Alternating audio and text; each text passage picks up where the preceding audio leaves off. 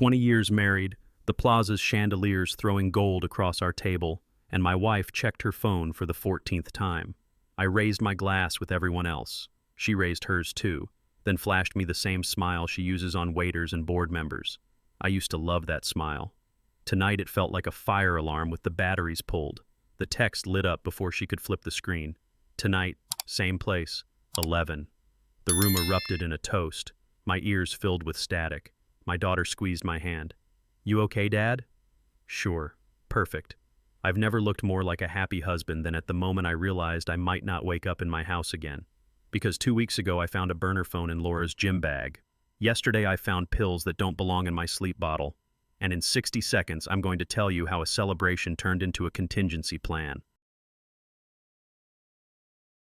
On paper, my life looked like something you'd frame and hang in a law office. I'm David Carter, co-founder of a boutique investment firm in Manhattan, the kind of place with too much glass and not enough chairs. We bought a brownstone on the Upper West Side when prices felt criminal but somehow worth it.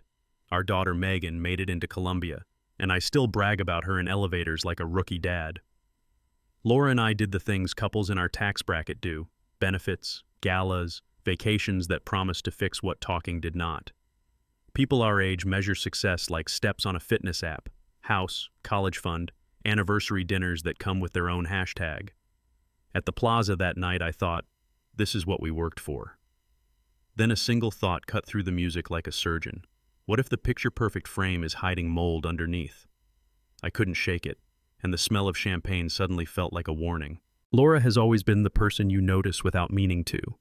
Black dress, clean lines, posture straight from 20 years of ballet. She smiles with her eyes first, then lets the rest of her face catch up. A director's cue she's long since mastered. When we met, that smile felt like a door only I had the key to. Over the years, more people got copies. I don't fault her for being radiant. I do fault myself for mistaking attention for intimacy. At the table, her diamonds caught the chandelier's light and scattered it across our family like confetti. Classic Laura. Pull a room together without saying much. A waiter leaned in. She laughed just enough to make him feel seen, then moved on, leaving everything warmer than she found it. I watched, proud and uneasy. If charm is a language, Laura is fluent. But that night I realized fluency can hide accent marks, and once you hear one, you can't unhear it. I don't count cards, but I count patterns. Laura's phone buzzed softly, easily lost under crystalline conversation, yet she checked it like a lifeguard scans a riptide. Once, twice. By the 4th time I told myself I was being petty. By the 10th I blamed the champagne. By the 14th, denial ran out of chairs. My fork floated above the plate. My mind slid somewhere colder. Married folks in their 30s, 40s, 50s, we all know the small tremors, the 1-sec texts, the bathroom breaks that stretch, the laugh that overshoots the joke. You tell yourself it's a season. You tell yourself it's stress. You tell yourself anything that lets you finish dessert. The screen lit again, just a glow. But in that light I saw our last decade flicker. I forced a smile for the room and felt something else settling inside me, heavy and precise. The part of me that built a firm started drawing up a plan. Paranoia? Maybe. Preparation? Absolutely. Megan has my eyes and Laura's courage. She leaned in, voice pitched low like we were sharing a secret. "You good, Dad?" The word dad can crash through any defense faster than bourbon ever could. I squeezed her hand and lied like fathers do when the ship is listing but guests are still on deck. "I'm fine, kiddo." She smiled. College has made her sharper, but she still wanted to believe me. I remembered when her big emergencies were broken crayons and math quizzes. Now it's internships and the roommate who cooks salmon at midnight. Life becomes a string of adjustments. I wasn't going to add "your mother might be planning something" to her midterm week. So I told a small, protective lie and swallowed a big, bitter truth. Across the table, Laura laughed at a story she probably didn't hear. I kissed Megan's forehead. "Enjoy tonight," I said. Then I made a quiet promise to her and to myself. Whatever this is, I'll keep you safe. If there's one thing a man in his 40s or 50s knows, it's how to play a part when the moment demands it. I slipped into my role: attentive husband, warm son-in-law, man who knows the Wilson account and remembers everyone's drink. I asked my brother-in-law about his basement flood, nodded through market talk with a cousin who thinks TikTok is a sector. I cracked two safe jokes, both landed. The room relaxed around me. Good.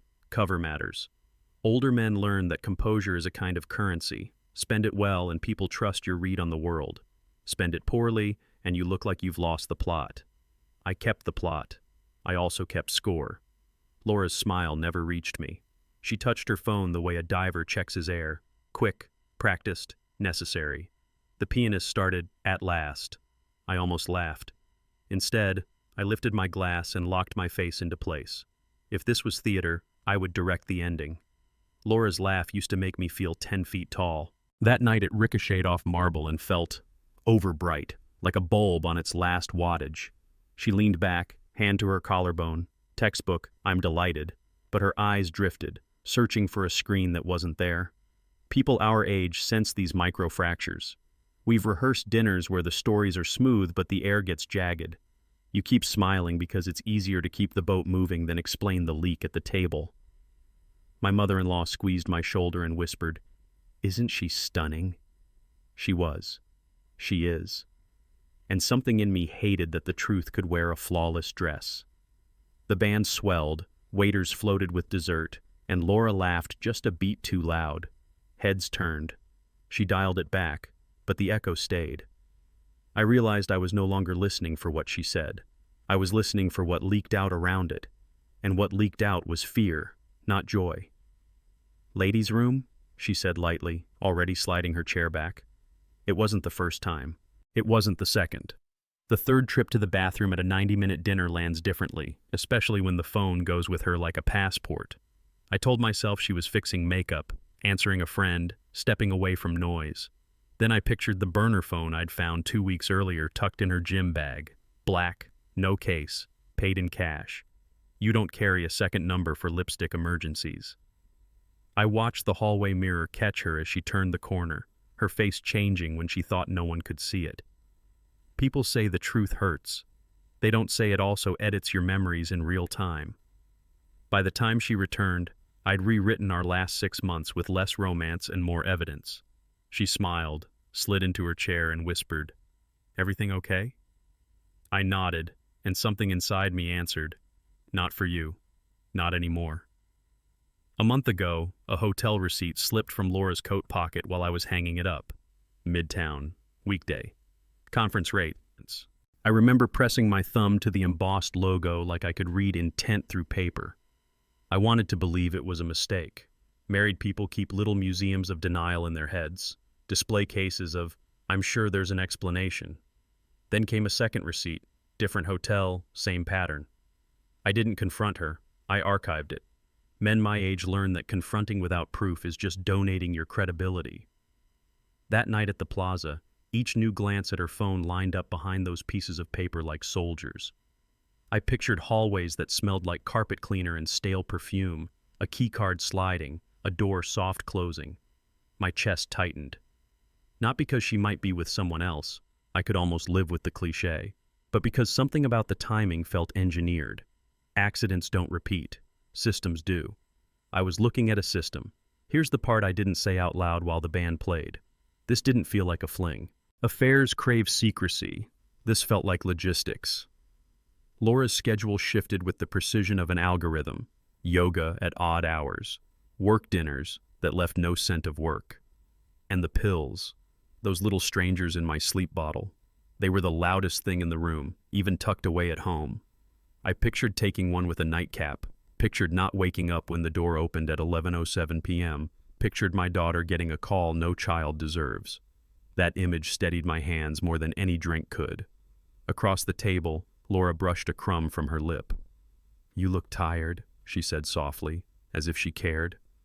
I smiled like a man grateful for concern and set my napkin down. This was no longer about who she loved. It was about whether I would live long enough to teach Megan what love actually looks like. My mother-in-law has a way of leaning in like she's sharing a recipe. She squeezed my arm and whispered, "Laura's been planning a little surprise for you." She winked, the kind meant to land like confetti. It felt like gravel.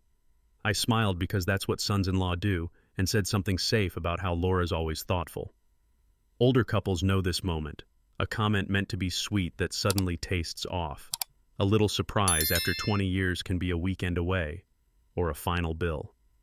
Laura raised her glass, her diamond catching the light, and for 1 second she looked at me like I was an audience member, not her husband. I swallowed hard. In another life, I would have leaned into the romance of it. In this one, I heard the word surprise and thought logistics, timing, location, exits. The toast ended. The band slid into something soft and expensive. I kept smiling, but inside I marked her mother's words with a red pin. 2 weeks earlier, I'd found it by accident while grabbing a towel from Laura's gym bag. Small, black, no case, the kind of phone you buy with cash and don't back up to family plans. I remember the way the zipper sounded when I closed it, carefully, like I was tucking in a sleeping dog. I didn't confront her. Married people over 30 learn to hold their cards until they know the game. I took a picture of the phone on my watch, stupid maybe, but I needed proof for myself. That night I lay awake listening to her breathing and kept seeing that black rectangle. A burner is like a locked room in your house you didn't build. You can ignore it, but you can't unknow it. Back at the plaza, as my mother-in-law's surprise echoed in my head, the burner's image sharpened. Surprises need tools. Tools need reasons. I reached for my water, nodded at a joke, and felt the first real shiver of what this might be. There's a particular kind of loneliness you can only feel surrounded by people who love you. I sat at our table and cataloged my family's tells, my father-in-law pushing up his glasses when he's proud, my sister over-laughing when she's had half a glass too much, my daughter stealing fries when she thinks no one is looking. These are the tiny threads that make a life. And yet, across the linen and crystal, Laura felt miles away. Her face was familiar. Her focus was not. I tried to remember the last time I'd felt like her husband instead of her co-host. I came up with anniversaries and school events, not quiet mornings or shared jokes. If you're over 40, you know the drift. Nothing dramatic, just small inches that add up. The room sparkled, the pianist hit every note, and I realized the only person I couldn't reach tonight was the one sitting 12 inches from my hand. That was the first honest ache. When the dinner finally broke apart like a tide, I called an Uber for Megan. We stepped outside into the kind of New York night that makes tourists buy snow globes, cool air, cab lights, a street violinist chasing Sinatra. Megan hugged me like she did when she was 10, chin on my shoulder. "Text me when you're home," she said, flipping into caretaker without thinking. That's the thing about kids who grow up fast. They start guarding you back. I tucked a strand of hair behind her ear and told her she was going to crush her midterms. She rolled her eyes, loved anyway, and climbed in. As the car pulled away, I caught her face in the window, concern smudged by city light. I stuck my hands in my pockets and felt the rough edge of my cufflink. I'd worn it at our wedding. Funny how metal lasts. I watched the taillights disappear and felt the night tilt. The part with witnesses was over. Now came the hard part. Laura and I slid into the back of our car like two actors between scenes. The driver asked, "Home?" I said yes. We didn't hold hands. The city blurred by, storefronts closing, couples arguing softly under awnings, a delivery bike racing the red. In the quiet, I could hear us breathing. Married silence comes in types. There's the cozy kind, the tired kind, and the kind where every unspoken word has sharp corners. This was the third kind. Laura scrolled without tapping. I watched her reflection in the window. "Great night," she said finally, voice even, eyes somewhere else. I answered, the universal husband syllable that means everything and nothing. We passed Lincoln Center, and I remembered the first time I took her to a ballet. Her hand was warm in mine the whole walk home. Tonight, my hands felt like someone else's. The driver asked about the route. I said, "Whatever's fastest." I didn't say to where. Fastest to the truth, if I could manage it. Inside the brownstone, Laura kicked off her heels with a sigh that once meant comfort. "I'm exhausted," she said. Like a line read, "I'm going to turn in." It was barely 9:30. Early, even for us. "Long day," I offered, loosening my tie slowly to buy a beat. She paused on the stairs, hand on the rail, face soft and unreadable. "Don't stay up too late," she added, a wife's kindness that felt like a cue. If you're over 30, you've heard the script. We're tired, we're busy, we're fine. I nodded. I'll finish a few emails. She nodded back, then disappeared, her shadow skimming the wall like a cut scene. The house settled, old wood clicking the way it does when it's exhaling. I poured 2 fingers of whiskey I didn't want. The ice cracked like an opinion. Upstairs, a door closed. Downstairs, the clock on the mantel shivered toward 10. I stood in the quiet and felt the night opening its hands. Older men love routines because they tell us we're still steering the ship. I sat in the living room where the moon turns our books into pale bricks and watched the second hand do its job. 10:05, 10:20. The whiskey was just decoration. The plan was the point. If you've ever waited up for a teenager to get home, you know the rhythm. Check the clock, scan the street, make a deal with God, start again. I listened to the soft argument of pipes in the wall and thought of the burner phone, the receipts, the glances. Each one was a beat in a song I didn't want to learn. At 10:39, the floorboard above me creaked, the one that always gives us away. I didn't move. Silence. 10:40. A door sighed open. My chest didn't pound. It steadied. There's a strange calm that comes when your suspicions step into the room and introduce themselves. I set my glass down and let the next minute arrive. The front door latch clicked the way it does when someone loves a quiet exit. Laura came down the stairs on the outside edges of her feet, the way dancers do when they don't want to wake a house. Coat from the closet, purse check, mirror glance, her lips pressed together like a pact. She didn't see me, half shadowed behind the plant Megan bought for Mother's Day. The lock turned. Cool air slipped in. I counted 3 beats and walked to the window. If you've ever watched someone you love walk away while you pretend you didn't, you know the weight in the ribs that follows. At the corner, a black Audi pulled up smooth as a promise. The passenger door opened from the inside. Laura looked smaller in the streetlight, then tucked herself into the car like she'd practiced. The brake lights blinked twice. They rolled off toward 11th like it wasn't personal. I checked the time again, 10:41. The second hand smiled. There's a kind of car that tells you a story faster than any plate number. Black, clean, no stickers, no dents, no personality on purpose. The kind of car you use when you want the world to see money, but not you. I watched it turn the corner and vanish behind the sycamores we keep telling ourselves we'll trim. For a second I saw us from across the street, a husband at a window, a wife in a well-made lie. It would almost be funny if it didn't feel surgical. I let the curtain fall back and noticed my hand was steady. That surprised me. 10 years ago I might have sprinted to a cab, made a scene, demanded the truth in the loudest way. Men in their 40s and 50s learn different weapons: time, records, leverage. I picked up my phone and opened a contact I hadn't used since life was simpler and far more dangerous. The name didn't say much. It didn't need to. Jack Sullivan. If I close my eyes, I can still hear the gravel in his voice from another country, another lifetime. I typed 3 words. It's starting. Help? No poetry, no backstory. Jack doesn't need decoration. He needs direction. The dots appeared almost immediately. I'm in. Usual rules? I stared at the screen, remembering the last time we used usual rules, when getting everything right meant coming home. Usual rules, I wrote. I set the phone down and exhaled through my nose, the way my old CO taught me when panic tries to climb your throat. Upstairs, our bedroom door stayed closed. Down the block, a siren rose and fell like a warning we'd chosen to ignore. I walked to Megan's framed photos on the hall table, missing teeth, soccer trophies, a graduation cap tilted wrong, and I touched the glass like a promise. Jack texted an address and a time. Tomorrow, 8 a.m., Queens. I answered copy. Then I turned off the lamp and let the house go dark. The diner on Queens Boulevard hadn't changed in 20 years. Same cracked vinyl booths, same waitress who calls everyone "hun," same coffee that tastes like grit and honesty. Jack was already there, back to the wall, eyes scanning without looking like he was scanning. We hugged the way men our age do, 2 claps on the shoulder, a breath you don't name. "You look good," he said. "You look busy," I answered. He smiled with half his mouth, the same way he did in places where smiling was rare. We ordered eggs we wouldn't finish. The room smelled like bacon and hope. "So," he said, stirring coffee he never sugars, "tell me what you've got."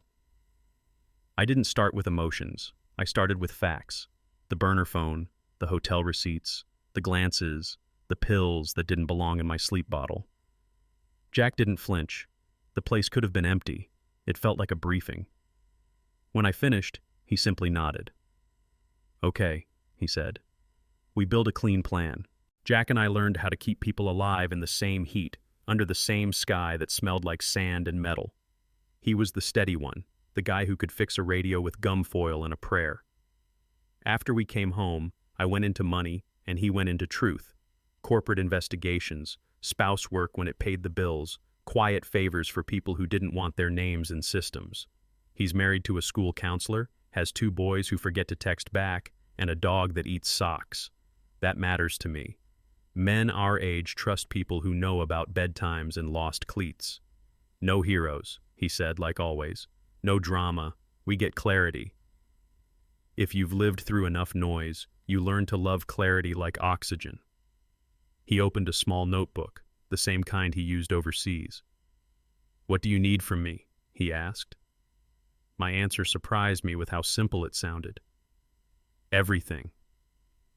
I need to know who he is, how they meet, what they say when they think no one's listening," I told Jack. "I need dates, times, plates, and faces. And I need to know if the pills are a one-off bad idea or part of something bigger." Jack checked boxes in his head. I could see it. "You want discretion?" I nodded. "No police, not yet. Megan first, always." He didn't argue. He never argues the priority list when a kid is at the top.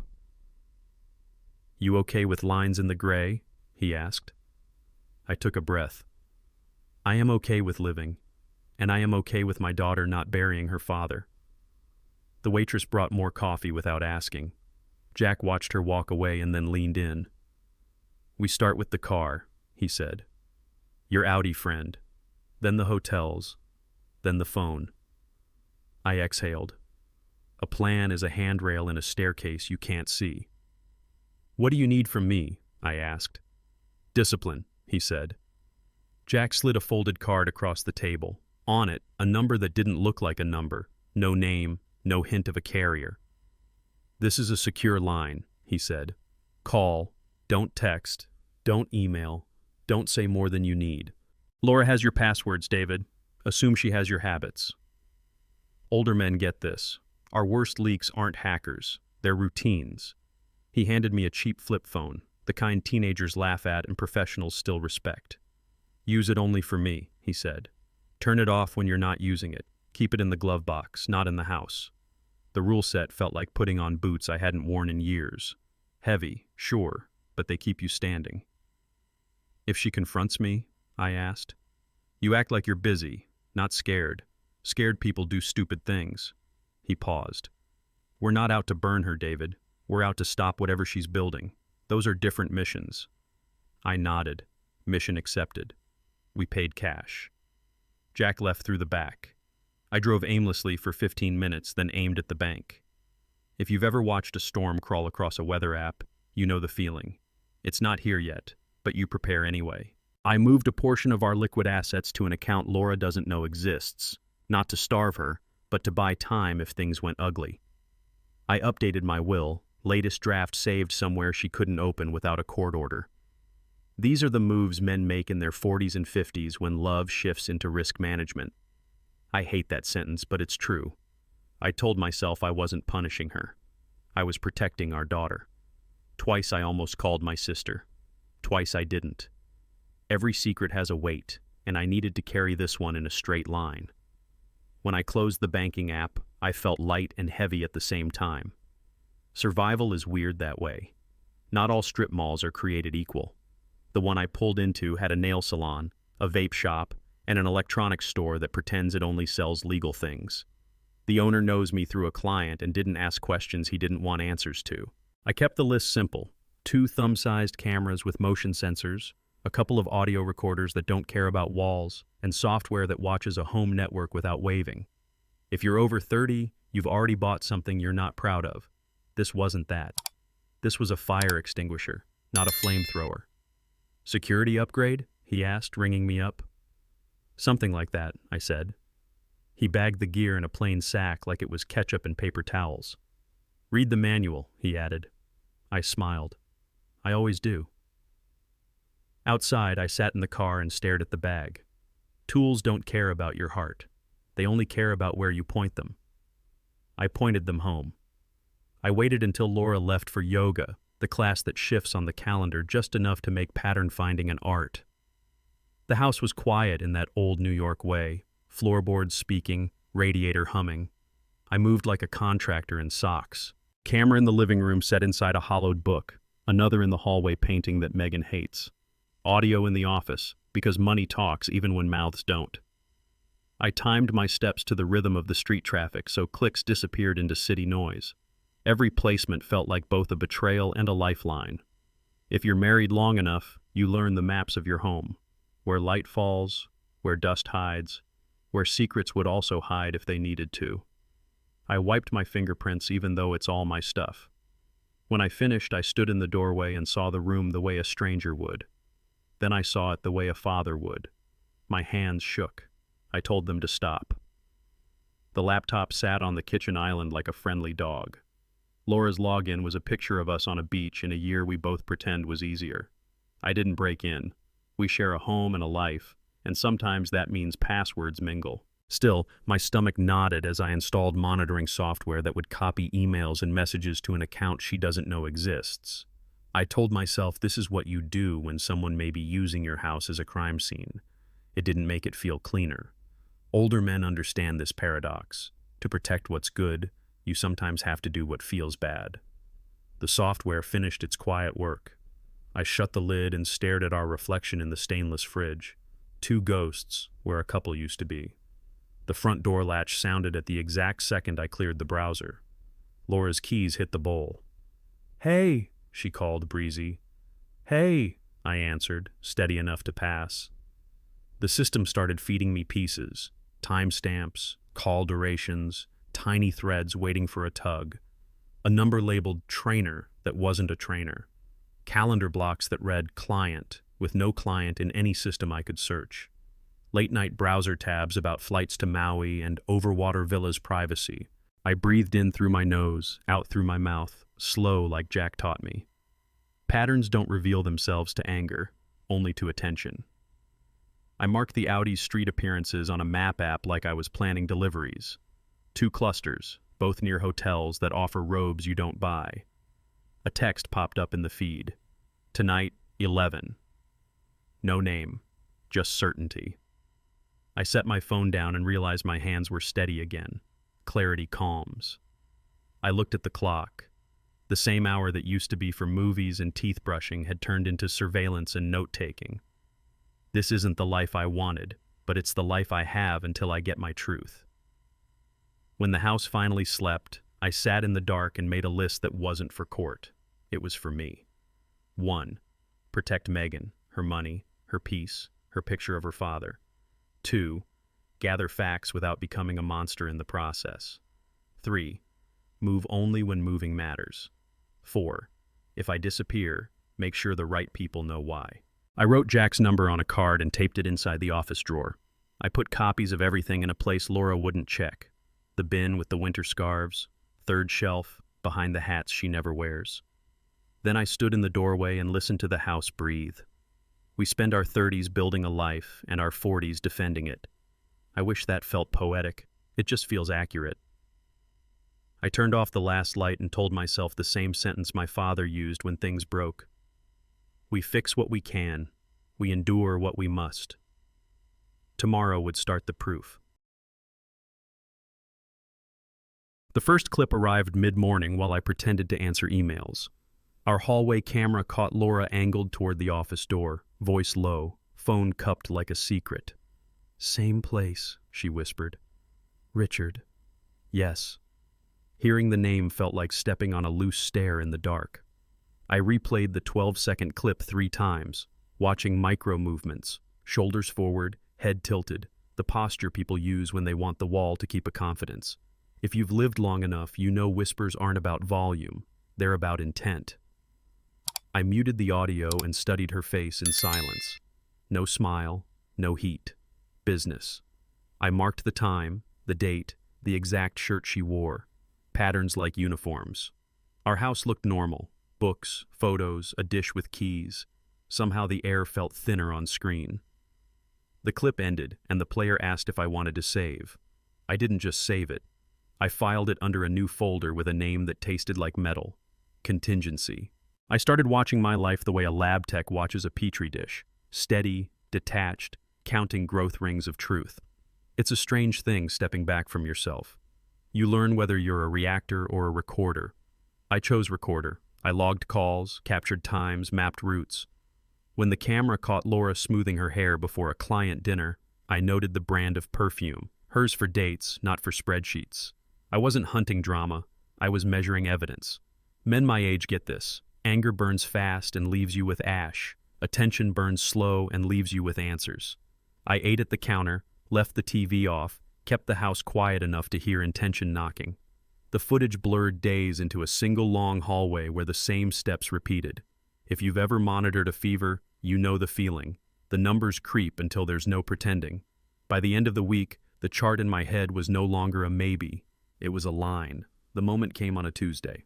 The camera in our bedroom caught Laura moving with a dancer's care, purse unzipped, eyes on the mirror like it could testify. She opened the medicine cabinet, took my sleep bottle down, and, there it was, tapped pills from a small white vial into her palm.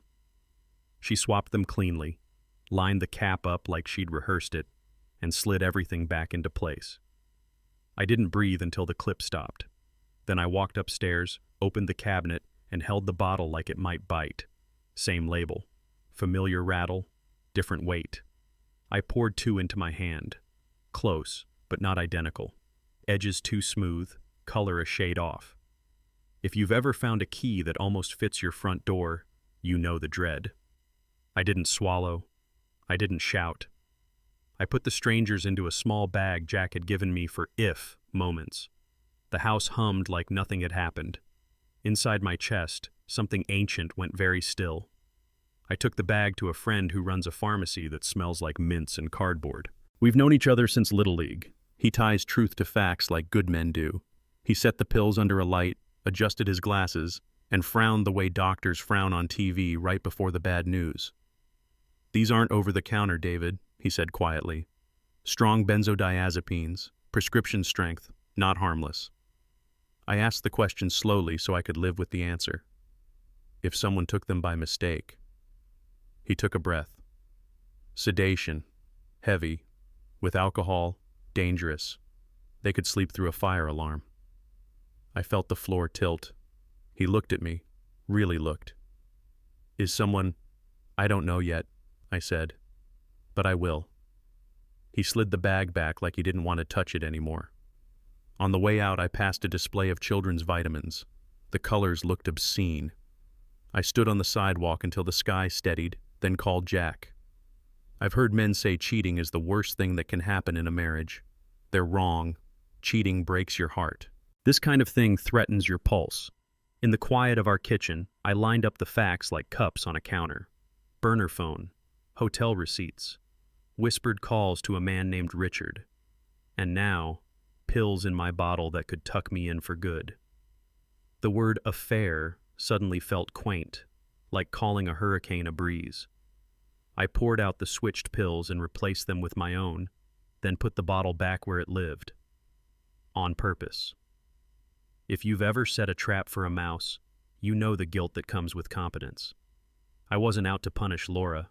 I was out to confirm the shape of the thing I was fighting. My hands didn't shake. My voice didn't crack.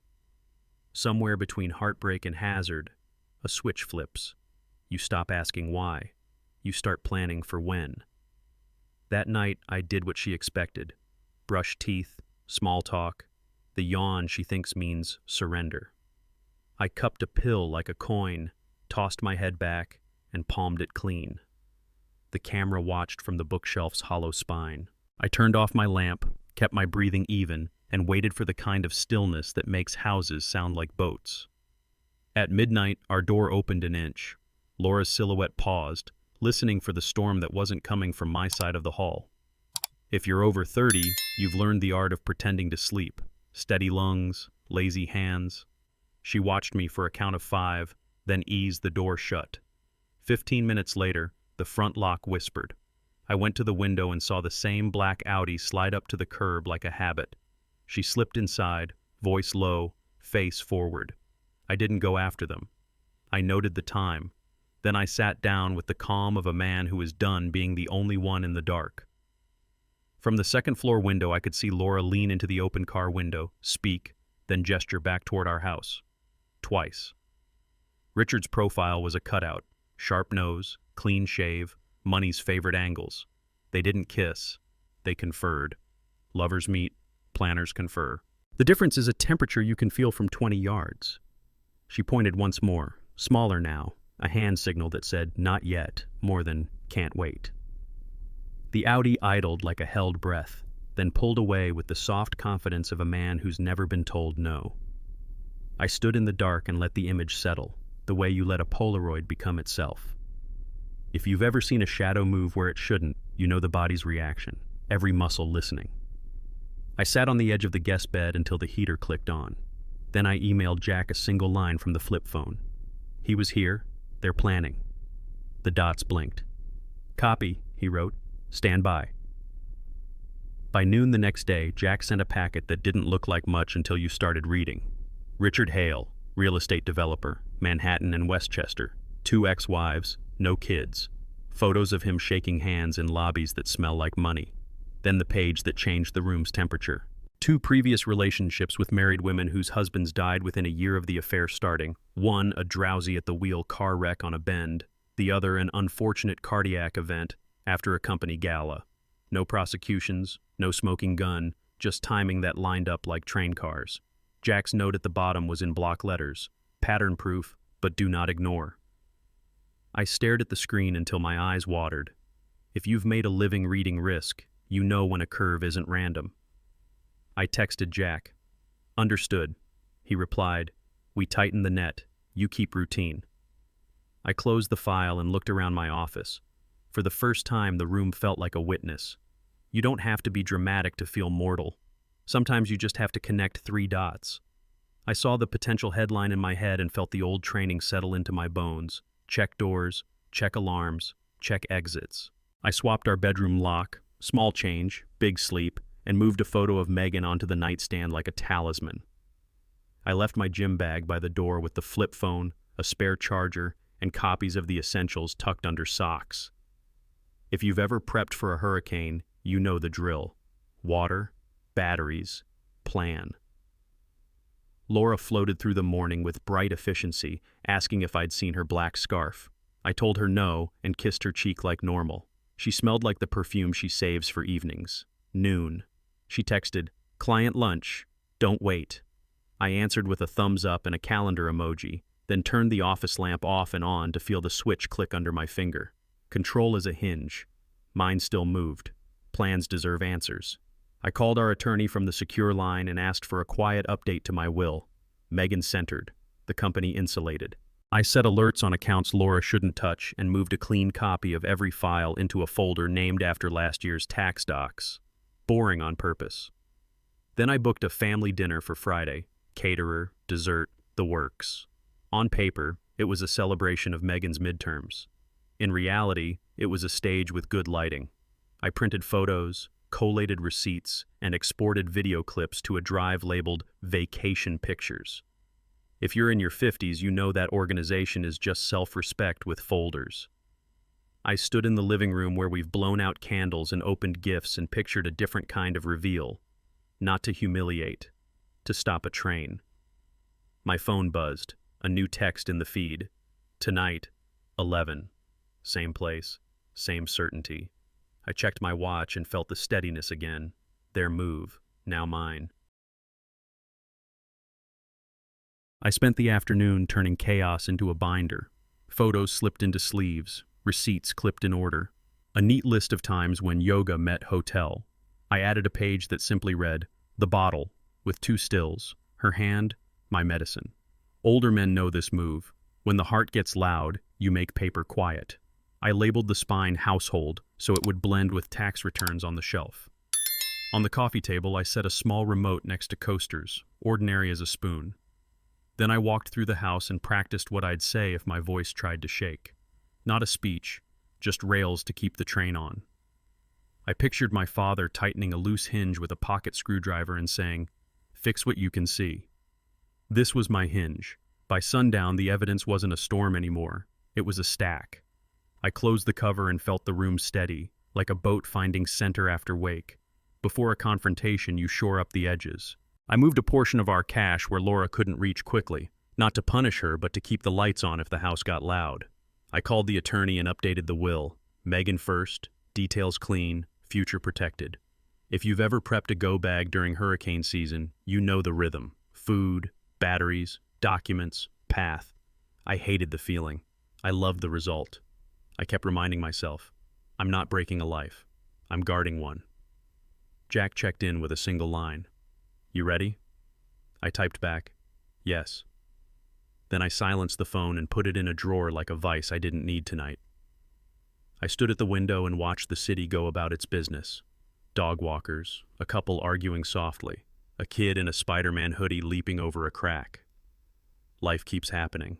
I wanted ours to keep happening too, just without the part where I don't wake up. I sent a group text to family with a photo of Megan holding a study guide, smiling like a future. Dinner Friday, celebrating this rock star. Confetti emojis, thumbs up, one, what can we bring? I replied, just yourselves. People our age know how to host. Clean counters, soft lighting, music that stays under conversation. I booked catering to avoid anyone lingering in the kitchen during the reveal. The house smelled like lemons and resolve. I laid out plates, polished the good glasses, and tucked the drive of clips into a cookbook sleeve labeled Holiday Cookies. The irony wasn't lost on me. When Laura came home, she read the text thread and beamed. "Perfect idea," she said, kissing my cheek like we were still us. "Megan deserves it." She wasn't wrong. She just didn't know what else the night deserved. I answered lightly, "She'll remember this one." My voice sounded normal. Inside, another voice counted down. If the truth has a birthday, mine was Friday at 8. Family night arrived dressed like celebration. Balloons, candles, a playlist Megan once made for road trips. The doorbell chimed and the house filled with coats and laughter. My father-in-law told the same story he always tells about my first Thanksgiving disaster. I burned the rolls and earned the nickname Charcoal Carter for a year. We all laughed again. It helped. The food landed right on time. Laura floated, hostess perfect, napkins refilled, compliments received, eyes sparkling. I kept to my marks. Smile, pour, listen, note. When dessert hit the table, I moved the remote next to my water glass. The TV's black screen reflected a room that trusted itself. I looked at Megan and felt the answer to every doubt. I could have chosen police and headlines. I chose family and light. The moment grew like a tide. "A toast," I said, standing. Glasses lifted. I took one breath, then another, and felt the click inside that means you won't stutter. Curtain up. "To Megan," I began, letting my voice land first where joy lives. "You worked hard, you worked smart, and you stayed kind doing it." That's the trifecta. We clinked, we sipped, we smiled. Then I set my glass down and placed my fingertips on the remote like it was any other button in a normal night. "And to family," I continued, slower now, which is another word for trust. Heads tilted. Laura's smile strained a fraction, then reformed. "I wanted to show you something," I said, nodding toward the TV. A few family moments. Harmless words. Honest intent. My thumb pressed play. The room's reflection vanished into an image. Laura and Richard entering a midtown hotel, timestamp neat as a tie. Conversations thinned to threads. I didn't rush. I let the picture breathe. In a different life, we would be laughing at a vacation slideshow. In this one, we were looking at a map that explained the last 6 months. The room went still. Silence has textures. This one was velvet with a blade underneath. Laura stood so quickly her chair nudged the rug. "This is," she began, then ran out of words. My brother-in-law, usually first with a joke, didn't move. My mother-in-law's hand found her throat, that universal gesture of no. I didn't look at Laura yet. I looked at Megan. Her eyes tracked from the screen to me, to the screen again, counting truths. Another, I said to the room, pressing the arrow. Different hotel, different day. Same two people who shouldn't be together, together. If you've ever had to narrate a hard thing, you know the voice you choose matters. I kept mine clean. These are dates that match yoga and client dinners. These are receipts that match charges I didn't recognize. Laura's lips parted, then set. "David," she said, trying to pull us back into a familiar script. "Please." I met her eyes finally. "I'm not guessing," I said. "I'm showing." I clicked again. A short audio clip played, Laura in our hallway whispering, "Same place, Richard." It wasn't lurid. It was worse. Ordinary. The kind of ordinary that makes betrayal feel like a spreadsheet. My father-in-law looked old in a way I had never seen. Jessica stared at the floor as if it could cancel what we'd all heard. I gave the room a beat to breathe, then lifted the binder and opened to the bottle. Two stills appeared on screen. Her hand, my medicine cabinet, the swap that turned a marriage into a crime scene. You could feel the air leave. Someone set a glass down too fast. "These pills are not mine," I said, steady. "They're prescription-strength sedatives. A pharmacist confirmed it." I didn't say what else he said. I let the word sedatives work. Laura reached for the remote. I moved it out of reach with one finger. "Please stop," she whispered, and for a moment I almost did. Then I remembered the plan. Laura's voice changed keys. "This is out of context. You're twisting the oldest refuge of the caught." I didn't argue. I turned a page, a simple slide, a timeline, dates, times, places, no adjectives. Older adults know this trick. Let the facts do the talking. They don't need your help. Megan stood. The chair legs grated the floor. "Mom?" she said, the question braided with hope and dread. Laura looked at her daughter and aimed for a softer lie. "Sweetheart, it's not what—" Megan's chin trembled, then steadied. "It is what it looks like." She wasn't asking.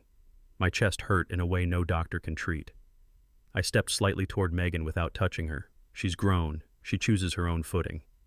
Laura glanced at her parents, seeking a bridge that wasn't there.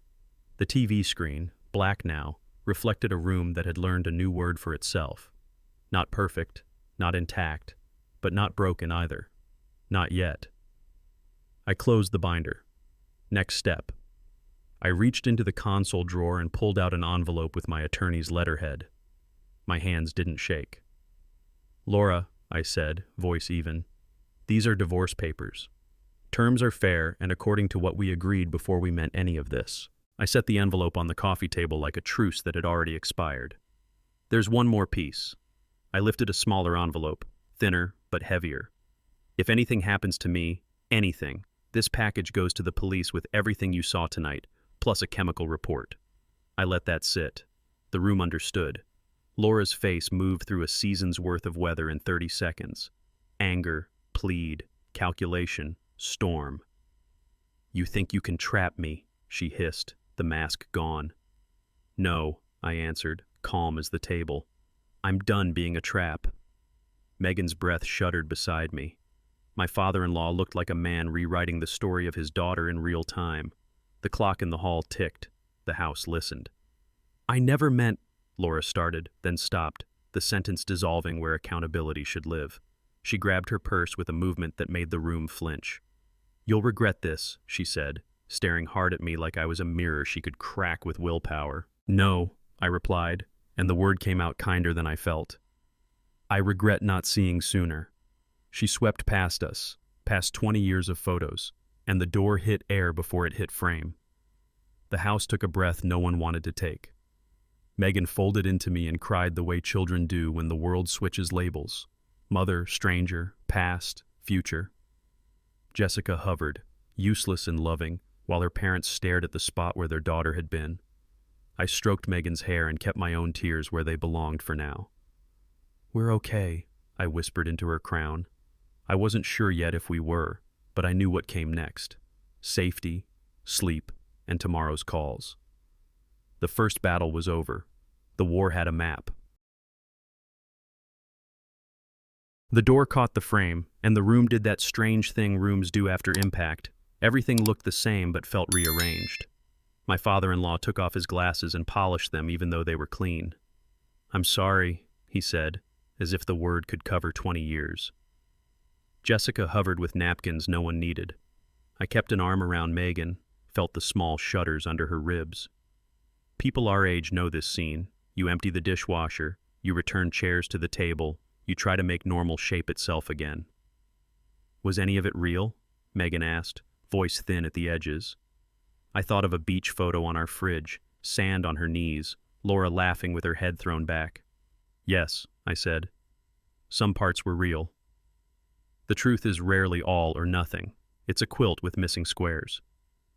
We walked our family to the door, awkward hugs, text when you get home, a last look that said more. When it closed, the house finally exhaled. So did I. I dialed Jack from the flip phone on the back steps where the air smelled like rain and old brick. He listened without interrupting. "You did what you had to," he said. "Now tighten the perimeter.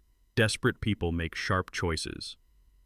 I hung up and started with what older men know how to do. Fix the part you can touch. I changed the deadbolt, slid new batteries into the alarm sensors, set a chime on every door. I walked the house like I was counting a kid's breaths after a fever.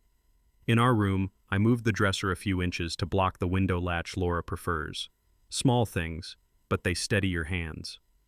Downstairs, I labeled a folder "Insurance" and tucked the drive inside, then placed it where Megan would look if she needed to, the drawer with birthday candles and tape. On my desk, I left a note with Jack's number and the words, "Call him first." I checked the chain on the front door. This time, it held. I stared at my laptop and had the conversation every parent in trouble eventually has with themselves. Is tonight the night I call the police? I pictured uniforms in our living room, Megan's face going white again, the story jumping from family to public in one hard step. I chose a different path with the same destination. I opened a secure folder and uploaded everything, videos, photos, the pharmacist's notes, then shared it with my attorney and Jack under a timed release. If I didn't cancel by 8 a.m., it would send to the precinct with a cover letter and our addresses spelled right. I printed a copy and sealed it in an envelope marked, "In case of emergency, open now." Then I put it in Megan's backpack pocket, the one she never uses. Some choices are loud. Some are just a click you feel in your chest. I hit enable and watched the timer start. The screen went dim. The house hummed. I told the room, "We're covered." The room believed me. In the kitchen, Megan sat at the island, shoulders rounded the way kids sit when they're trying to be small. I poured 2 mugs of tea and pushed honey across like it could help. "When your chain fell off your bike," I said, "we didn't throw the bike away. We flipped it over, got grease on our hands, and fixed it." She smiled, barely. "You told me to kick the pedal and trust the gear." I did. Older parents know this rhythm. Tell a simple story that holds a heavier one. I laid out the plan in plain words. Locks changed, alerts set, attorney looped, Jack on call, school notified that only I pick her up. "Therapist Monday," I added. "Both of us." She nodded, eyes bright. "I want to stay here tonight," she said. "Then you stay," I answered. I set up the guest room across from mine, door cracked. We watched a dumb movie on low volume until she dozed, cheek on my arm. A father's job is boring on purpose. It saves lives. At 11:22, my phone lit with a number I knew too well. I stepped into the hallway so Megan could sleep and let it ring twice before I answered. "David?" Laura's voice was tight, thin with drink or fury. "You humiliated me." I kept my tone level, the way you talk to a storm you can't stop. "From now on, all communication goes through counsel." She laughed without humor. "You think a binder protects you? You think your little show—" "Laura," I said, not unkind. "Don't come here. Don't call my daughter. Don't touch our accounts. Everything is documented. If anything happens to me, the police get it all." Silence stretched, then snapped. "You'll regret this," she said, lowering her voice like a threat could be a secret. I looked at Megan's door, at the sliver of light under it. "I already regret plenty," I answered, "but not this." I ended the call, powered the phone down, and slid it into the drawer. The house settled. So did I, for the night we had. Morning crept in like a truce. I made pancakes the way Megan likes. Too many blueberries, edges a little crisp. We ate at the island without music, just the clink of forks and the kind of small talk that keeps a day from tipping. Older parents know this move. Build normal in front of your kid, even if you're hammering it together with shaking hands. I walked her through the plan again. School, rides, who's allowed at the door, and wrote it on a sticky note she could fold into her pocket. "We're okay," I told her, the sentence you practice until it becomes true. She nodded, then did something she hasn't done since grade school. She asked me to walk her to the corner. We stood at the light like we used to, counting to the walk sign. She squeezed my hand once, hard. "See you tonight, Dad." At the curb, I watched her go and felt the house behind me change weight. Protecting her wasn't a feeling anymore. It was my shift. Jack called around noon. "You did the hard thing," he said. "Now do the boring things again." I told him about the locks, the timers, the binder, the call. He listened, then dropped his voice. "David, when plans collapse, people don't. They spike. Desperate makes sharp. Don't predict her next move. Block her options." Older men recognize that tone. It's how coaches talk before the last quarter. He advised staggered routes, no patterns, the kind of practical paranoia that sounds exhausting until you remember why you need it. "Sleep in pieces, not in a row," he added. "Set your phone to ring loud for me and the lawyer, silent for everyone else." I wrote it all down, even though I already knew I'd do it. He paused. "And one more thing. Don't confuse quiet with safe." After we hung up, I walked the perimeter again, touched the deadbolt, checked the window latch, breathed the way he taught me. The house felt steady. My pulse did not. That's okay. Steady comes later. 3 days passed like a slow bruise. Work during daylight, guard duty at night. Then Jack texted, "Richard moved. Accounts emptied. Headed west." I read it twice. There's a special relief that comes when a bad man gets small in your life, and a special fear that comes with it too. Small things slip through cracks. I pictured Laura calling a number that now rang to nowhere, the way a voice fades when a room empties around it. Part of me felt the justice of it. The other part knew abandonment sharpens grief into a blade. Megan came home with a paper she was proud of.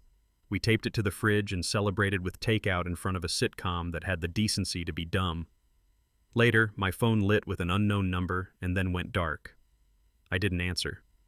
Men my age know which doors not to open. I set the phone face down and watched the thermostat click. Winter was bending toward us.